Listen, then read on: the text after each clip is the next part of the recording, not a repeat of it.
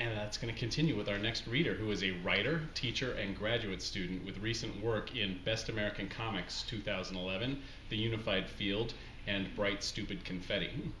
She's currently Youth Services Assistant at the Poetry Foundation Library and edits projects for Featherproof Books, Yeti Publishing, and the Public Media Institute. Please welcome Mairead Case.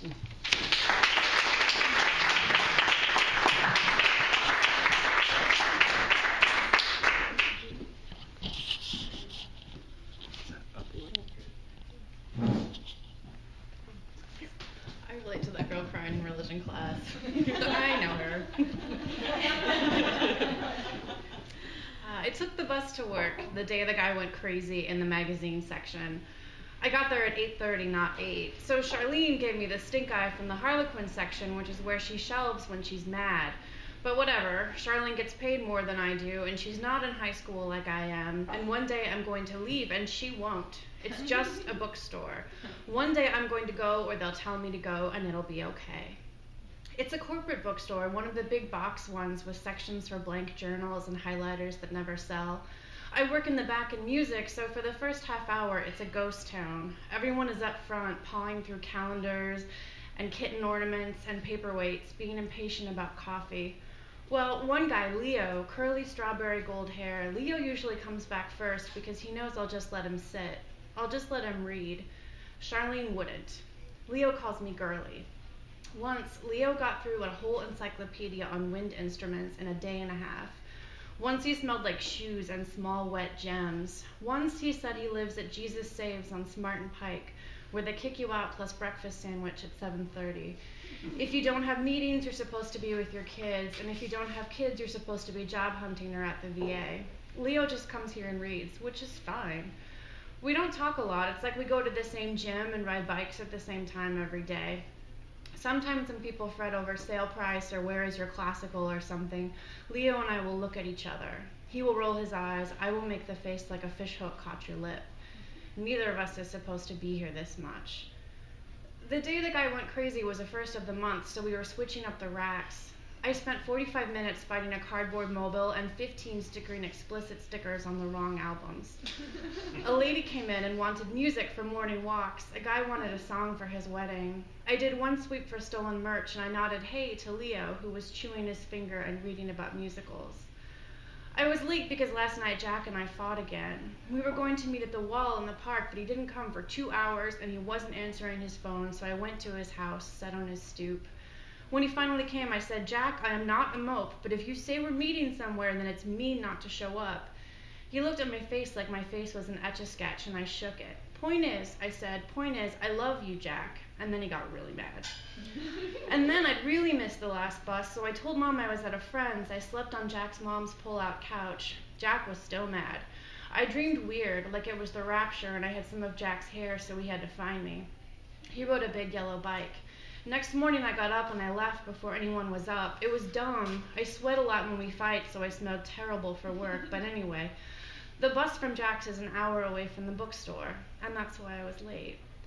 Anyway, pretty soon Steve came back so I could go on break. Steve, whose shirt smells like smoke, and you can see his shoulder blades through it like wings. There are lines of safety pins on Steve's backpack, all flag stripes straight. I like Steve. I wish he was my cousin so we could hang out on Christmas. I gave him my name tag and my swipe card, and I went back on break. Don't go over, okay? He said, story time's in an hour. Steve, I said, Steve, don't worry, I know.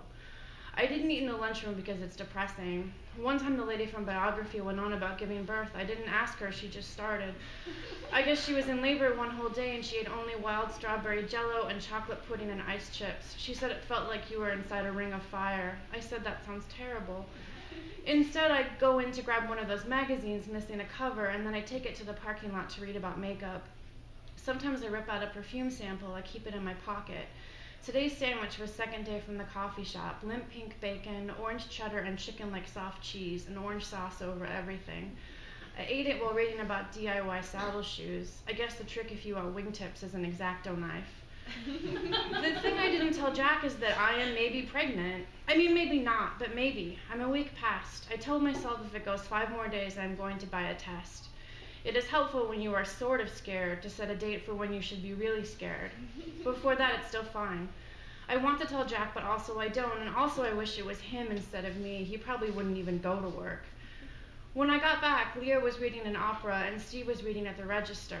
You aren't really supposed to do that, but Steve's been here longer than anyone else. It's story time, I said, and duh, he said, so we got out that week's costume. Corporate mails a box of 4 every 2 weeks. They are funny to open because everything's all tumbled together. Crowns and mouse tails and ribbons. You figure it out because there's a picture of what it looks like.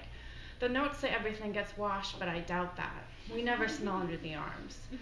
That day was a cat in the hat and a blue checkered jacket. He had round brown cheeks and pot-holder paws. Once Steve was zipped in, nobody knew how his own body looked. I took his elbow and we walked out together. Steve couldn't see inside the cat, so I helped him not bump into the summer reading display. The kids were already there. There were maybe 4 or 5 just before kindergarten. Preschoolers dressed in gleaming sneakers, dragging chewed gray toys. Their mothers drink fancy coffees and wear fancy clothes, diamonds on their bird-bone fingers.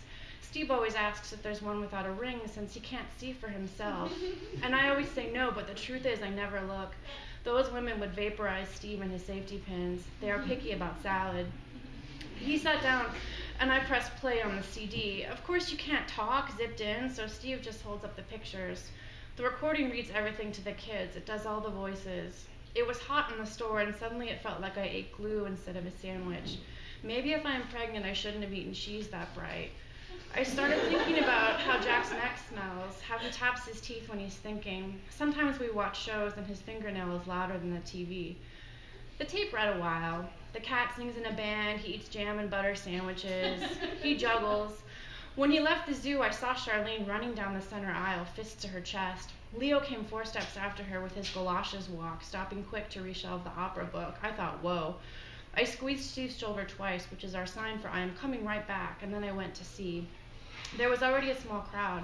The man wasn't anyone I knew. He had a muscly body, smooth under khaki, and a silky-looking shirt, and he was crouched a bit, like a defensive line was coming. First I saw his eyes, which looked like those ping-pong balls they grab on TV for lotto numbers. All the men's muscles were lit up. A small map of sweat was spreading across his chest. First it was a phone booth, and then a farm town. Charlene talked to the crowd and then to him, like his freak-out meant he couldn't hear anybody else but her. Has he moved at all? She said, and then in the same voice, Sir, can you move? I was learning about Charlene. She would go down with the store before the rest of us. The man was statue still except for the sweat in his left hand, which quivered. Leo was behind me. That's not going to do any good, he said, jutting his chin at Charlene. No kidding, I said, though I didn't know what would. I wondered if the man needed medicine or a vacation. I felt like something wrong was happening, but I wasn't old enough to know why. The man was holding a copy of American Pet. It had koi on the front, so I knew it was the September issue. August was puppies. The magazine was in the hand that was shaking, so its pages kept whacking together. A subscription card drifted to the floor. Maybe we just need to get that fish thing out of his hand, said Leo. Like, now we are all on the same team. Maybe that's what he needs.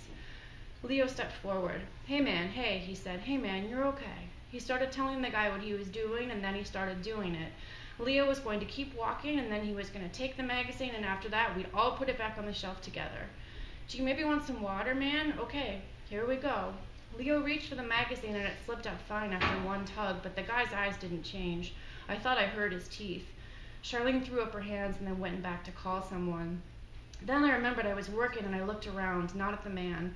There were no children. It was mostly teenagers and moms who'd left their kids at story time, or moms who didn't have kids at home anymore.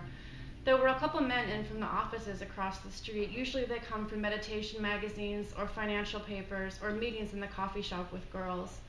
Most of them looked frightened, and most of the women looked like they were writing a story inside their heads. I realized Leo had left, and then I remembered Steve stuck in a cat costume across the store. I hustled back to rescue him. When I guided Steve back through summer reading, I saw men coming in with a stretcher. When we got out, everyone was gone, tumbleweeds. Soon it was half an hour until I was off, and my head felt like I had smoke inside it. I sold chocolate to a lady in a headscarf and cartoons to a girl who paid in quarters. The bus home was quiet. The seats here are navy with flecks of pink and green and sometimes gold. When I was little, I thought if you got one with gold, you were lucky. I got home and I put my keys in the dish and I went straight upstairs. Mom was still at work. I peeled off all my clothes. I laid them out like another me lying on the floor. The shower was on hot. I sat on the floor and I closed my eyes until I was worried I'd fall asleep. And then I washed, trying to see if anything felt different. I decided to wait 3 days to tell Jack, then 2 more, and then we'd buy the test together. Maybe we'd have to move in. I thought about that man, wondered if he'd had breakfast, if his family would find out what happened. Afterwards, I toweled off a little, but not a lot, and not my hair, and then I went into my room and I closed the door. I stood in front of my desk and I put my arms out and I just spun around, my hair whipping out and little flecks of water all over everything. I spun and spun like a sprinkler, like faster, like when you are drunk and lie down and the bed feels like a boat. I spun like I'd see blood or a bruise if I fell, like if the curtains were open the neighbors would see me naked and think I was crazy. And then I fell into bed and went to sleep.